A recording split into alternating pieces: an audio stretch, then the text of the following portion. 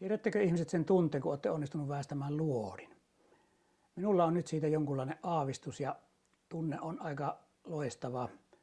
Toiselta puolen myös hyvin järkyttynyt, että tämmöinenkin piti sattua. Mulla nimittäin tuli tänä syksynä ensimmäistä kertaa elämässäni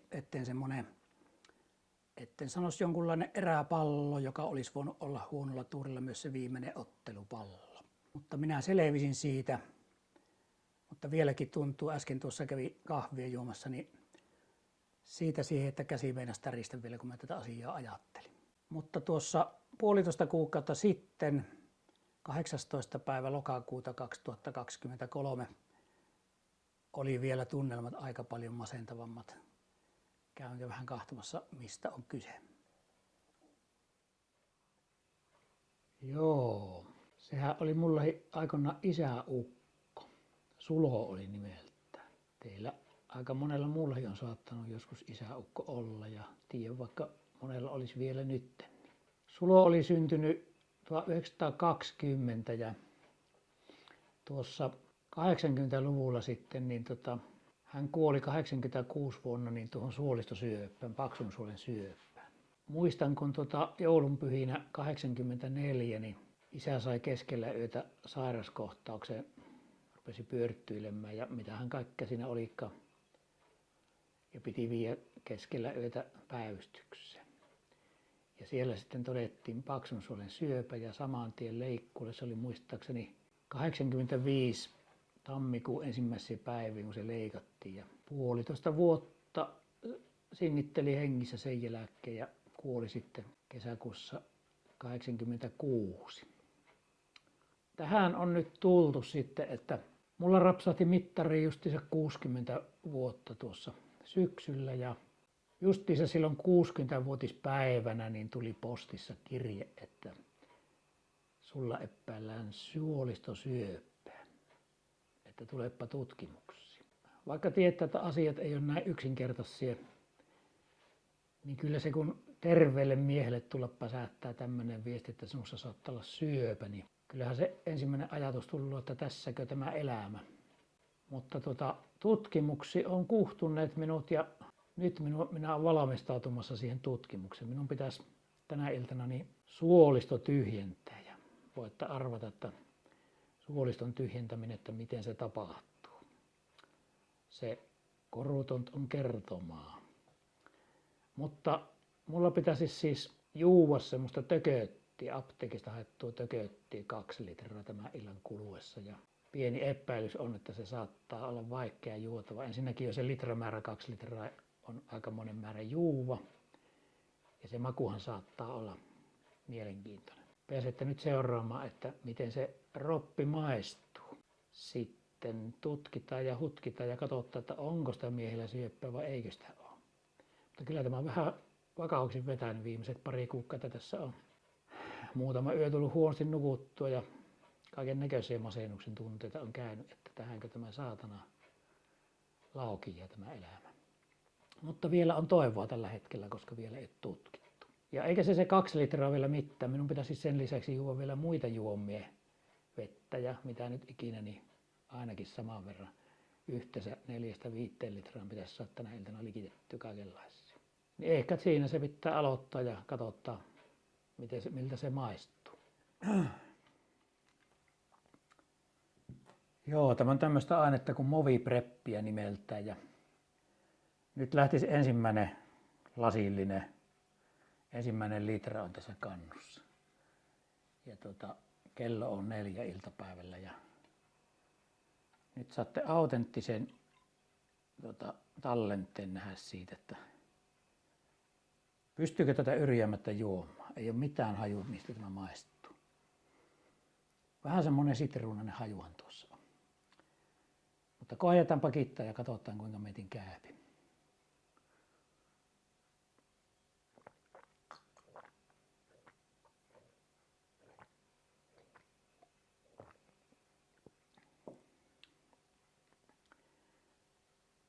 Suorastaan ei ollut herkkua, mutta jos ei tämän pahempaa tule, niin kyllä tämän pystyy juomaan.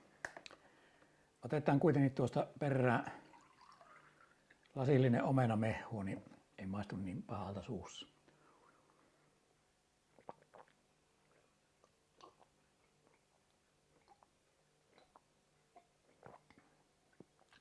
No niin, siitä arviolta 5 litrasta, joka minun pitäisi juoda, niin nyt on yhteensä juotu jo 4 dessiä. Ihan hyvinhän tämä alkoi ainakin. Ja otettaisiko toinen lasillinen? Siinä mennään taas pari desiä. Tämähän rupesi jo vajuumaan.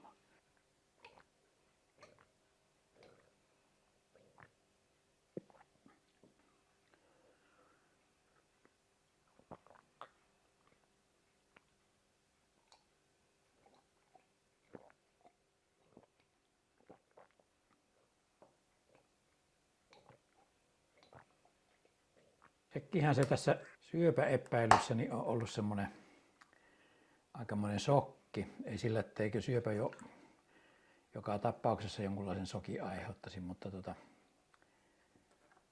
kun minä olen ollut ikäni harvinaisen terve mies, minussa ei ollut muuta vikkoa kuin pikkusen ollut verenpaine koholla nyt viime vuosina ja on pitänyt siihen lääkettä syödä, mutta sekin on ollut täysin hallinnassa.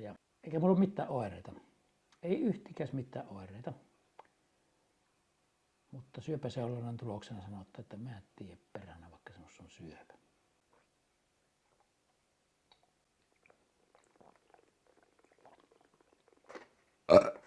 Sitähän sitä kanssa sopi tietenkin toivoa elätellä, kun se on aina se ensimmäinen ajatus, että tähän se elämä loppuu. Toisaalta sitä sitten ajattelua, jos vertovaa siihen isän aikuisen 80-lukuun, niin kaikkien sairauksien ja syövänkin hoito on varmasti kehittynyt niistä päivistä aika paljon. Isällä ei ollut mitään toivoa, kun sillä ei ollut siihen aikaan mitään seulontoja eikä asioita tutkittu, niin sehän oli niin kuin täysin jo se syöpä vallannut siinä vaiheessa, kun se huomattiin. Ei ollut mitään tehtävissä. Toki mieleen on jäänyt semmoinen muistikuva, kun Yhdysvaltain presidentti Ronald Reaganilla oli myös paksu syöpä samoihin aikoihin kuin minun isälläkin. Niin sehän leikattiin ja se oli jo parin päivän päästä niin siellä parvekkeella heiluttamasta, että täällä sitä ollaan hengissä. Ja vähän niin kuin vituutti, että minun isä kuoli ja Reaganilla ei ollut moksiska.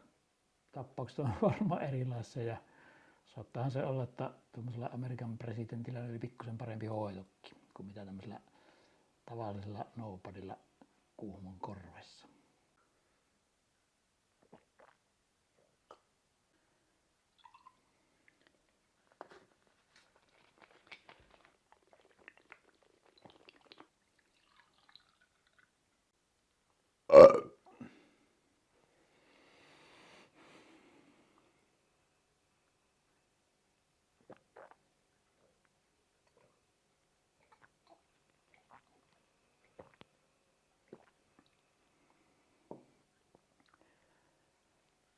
Saatana.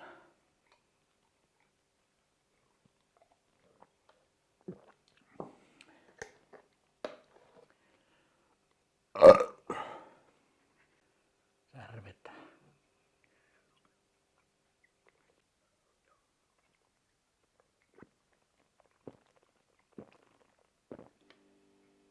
No niin, kello alkaa olla illalla 10 ja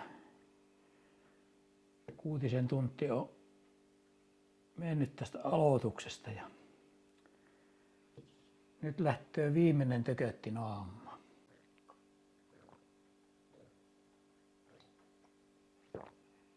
Vielä vähän vettä päälle.